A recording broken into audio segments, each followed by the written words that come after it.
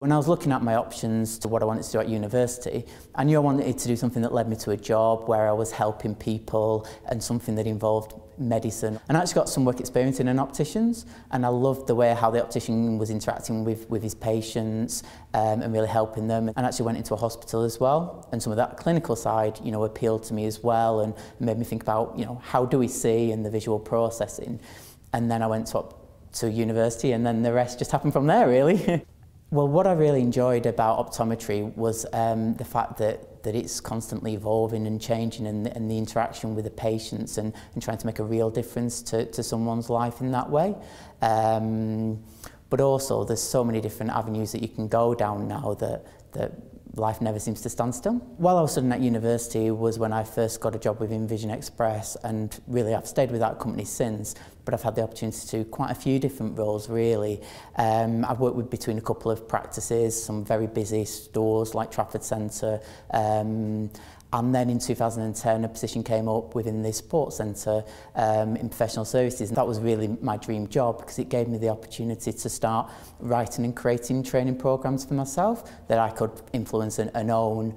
And alongside that I've worked within the universities, because I just love teaching and helping people progress and nurturing future talent.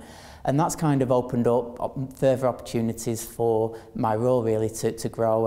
I then took an optometry operations manager role, and then ended up in my latest role, which is learning and development manager. So I currently have the exciting challenge of creating a career path for professionals and getting involved in the recruitment of our professional trainees, and also looking at some of the strategic decisions of the business as to how we engage and align and retain our professional employees. One of the most exciting things I got the chance to do just after qualification was I went to Ethiopia with Vision Aid Overseas, and it really took me out of my comfort zone because it was just so challenging to have to provide that level of service, you know, with the language barrier and in the environments we are. But actually that gave me much more confidence moving forward, that when you are in situations that are out of your comfort zone, that you can find a way to deliver what you need to deliver.